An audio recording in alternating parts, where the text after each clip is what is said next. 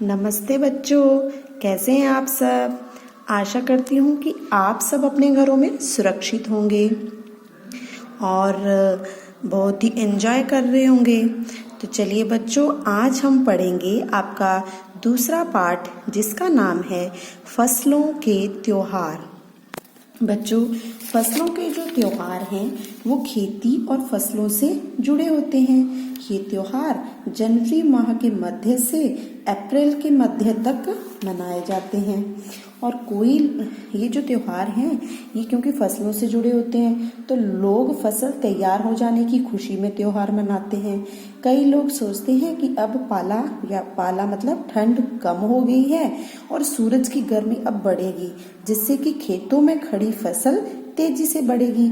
इस खुशी में त्योहार मनाते हैं और कुछ अच्छी पैदावार की उम्मीद और फसलों के घर में आने की खुशी में इन त्योहारों को मनाते हैं।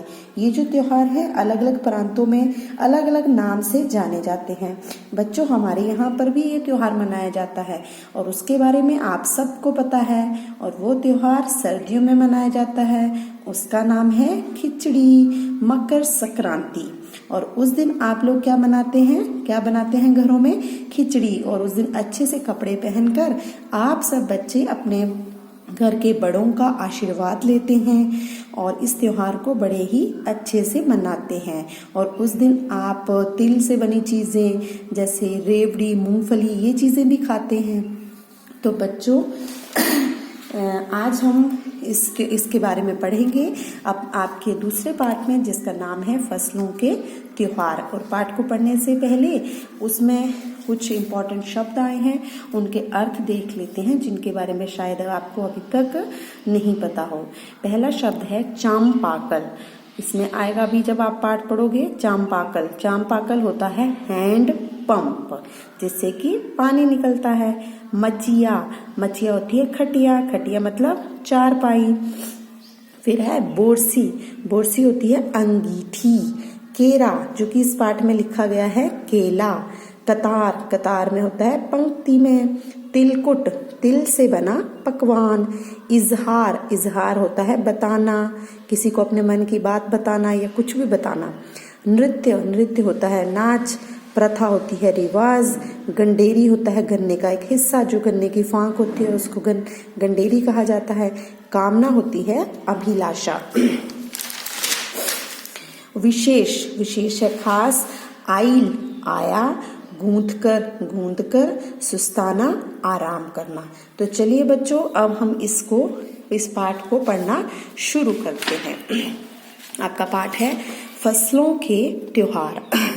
तो इस पाठ में फसलों के त्योहारों के बारे में बताया गया है और साथ ही साथ एक घर का दृश्य दिखाया गया है, घर का सीन बताया गया है कि एक घर में ये जो खिचड़ी हम मनाते हैं उसको किस तरह से घर में मनाया जा रहा है, या उससे पहले और बाद का माहौल इसमें बताया गया है, दिखाया गया है।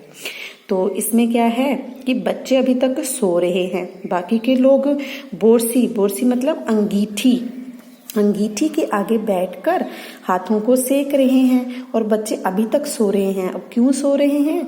क्योंकि उनको समय का अंदाजा ही नहीं हो रहा है। पूरे 10 दिन हो गए हैं, वहां पर सूरज तक नहीं निकला है। इसका मतलब वहां पर क्या छाया हुआ है? कोहरा छाया हुआ है। लेकिन अब बच्चे सोए हैं। लेकिन जब आपको भी पता है, जब कोई त्योहार होता है तो बहुत ही जल्दी सुबह ही आवाजें आना शुरू हो जाती हैं। तो बच्चों के कानों में भी चांपाकल, चांपाकल की चलने की आवाज और उससे जो पानी गिरता है उसकी आवाज आ रही है। और कई लोग कह रहे हैं कि जा भाग के देख, केरा के पत्ता आइल कहीं ना, जाओ भाग कर देखो केले के पत्ते आए या नहीं। आज ये लोग के उठे के नहीं खे क्या आज ये लोग उठेंगे नहीं? तो ये सब बातें हो रही हैं उनके घर में। फिर बच्चे सोचते हैं चलो अब उठ ही जाते हैं, वैसे भी त्योहार का दिन है तो अब हमारी उठने में ही भलाई है। फिर वो क्या करते हैं, नहा धोकर इकट्ठे हो जाते हैं कमरे में। और फिर देखो उन्होंने क्या क्या कपड़े पहने हैं। दादा और चाचा ने सफेद चकाचक धोती और कुर्ता पहना हुआ है, और पापा कह रहे हैं खिचड़ी में ऐसन ठाड़ हम पहले कब्बो ना देखनी, सारा देह कनकना देता। इसका मतलब है खिचड़ी में ऐसन ठंड, खिचड़ी में ऐसी ठंड हमने पहले कभी नहीं देखी, सारी देह कंप कपा गई है। और मचिया, मचिया के ऊपर, मचिया में जैसे मैंने आपको बताया मचिया होती है चारपाई, चारपाई के ऊपर दादी सफेद रंग की साड़ी पहने हुए, और वो साड़ी किसकी बनी है, खादी की साड़ी पहने हुए बैठी हुई है। और दादी ने बाल धोए हुए हैं, और बाल एकदम झकाझक सफेद हैं, उनमें एक भी काला बाल नहीं है, और वो बाल बिल्कुल सेमल की रुई की तरह हल्के फुल्के और बिल्कुल सफेद दिखाई दे रहे हैं। सेमल एक पेड़ होता है जो आपने भी अपने घरों के पास देखा होगा, उसमें एक छोटे छोटे फ्रूट्स लगते हैं उसके ऊपर, फिर उसके बीच से रुई निकलती है जो कि कई बार उड़ते हुए आपके आंगन में भी पहुंच जाती है। तो उस तरह के बाल उनको दादी के दिखाई दे रहे हैं। इसका मतलब सब अच्छे से नहा धोकर तैयार हो गए हैं। और उसके बाद क्योंकि वहाँ बोला था कि केले के पत्ते आए या नहीं, इसका मतलब अब वो पूजा करेंगे। तो केले के पत्ते के ऊपर गुड़, चावल और तिल के छोटे छोटे ढेर बना दिए गए हैं, और सभी घर के लोग बारी बारी उनको प्रणाम करते हैं, उनको छूते हैं। बाद में वो सारा का सारा सामान दान में दे दिया जाएगा। और अब आगे खाने की बात, तो आज जो है कोई भी फरमाइशी नाश्ता नहीं चलेगा कि मुझे ये बना दो वो बना दो, क्योंकि आज तो खिचड़ी है, तो आज सभी को खिचड़ी खानी पड़ेगी। और खिचड़ी के बाद वो तिल से बना हुआ तिलकुट भी खाएंगे।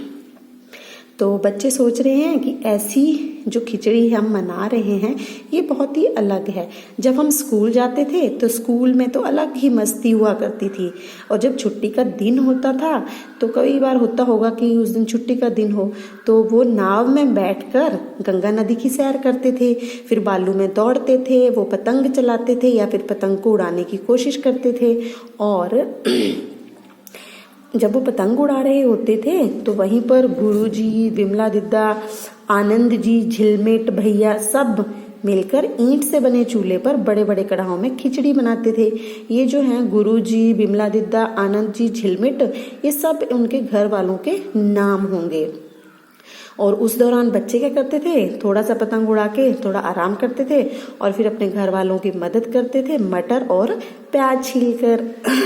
और फिर वो कहते हैं कि चलो कोई बात नहीं, वो भी सही था, लेकिन अब अगर हम घर में भी मना रहे हैं तो कोई बात नहीं, ये भी सही है, ये तो खुशियों का त्योहार है। तो बच्चों आज हमने यहीं तक पढ़ना है, लेकिन हम इसके बारे में थोड़ा ये देख लेते हैं कि फसलों के से जुड़े जो त्योहार होते हैं वो अलग अलग राज्यों में अलग अलग नाम से जाने जाते हैं। तो वो किस किस नाम से जाने जाते हैं उनको हम जरा ध्यान से देख लेते हैं।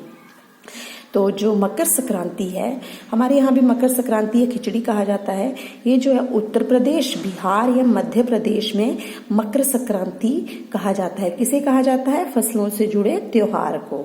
असम में जो फसलों से जुड़ा त्योहार है उसको बिहू कहा जाता है।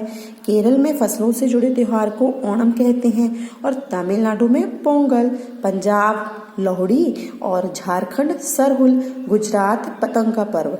ये जो लोहड़ी है, लोहड़ी हमारे यहाँ भी खिचड़ी को लोहड़ी ही कहा जाता है। लोहड़ी में ही मतलब हम खिचड़ी बनाते हैं, लोहड़ी के अगले दिन हम खिचड़ी बनाते हैं। तो बच्चों उस दिन के बारे में तो आप बच्चों को सभी को पता है। आज आपने इस घर के बारे में भी देख लिया कि उनके ये जो बच्चे हैं इनके घर में क्या क्या हो रहा है। तो हम ये जो त्योहार हैं जैसे मकर संक्रांति, बिहू, ओणम, पोंगल, सरहुल, इनके बारे में अगले वीडियो में पढ़ेंगे। और बच्चों आपने क्या क्या करना है, आपके लिए क्या काम है। एक तो आपने यहाँ तक मैंने पाठ पढ़ाया आपको फसलों का त्योहार, पृष्ठ नंबर 13 और पृष्ठ नंबर 14 जो है वो यहाँ तक आपने पढ़ लेना है और अच्छे से इसको समझ लेना है। और उसके साथ साथ मैंने आपको शब्द अर्थ करवाए हैं, तो वो शब्द अर्थ भी आपने अच्छे से याद कर लेने हैं, अच्छे से पढ़ लेने हैं पहले तो, फिर उनको लर्न कर लेना है और लिख लेना है कॉपी में। यहाँ से नोट करने की कोई ज़रूरत नहीं है, आपको मैं इसका व्हाट्सएप कर दूँगी। तो बच्चों अच्छे से पढ़ाई करनी है। Thank you very much.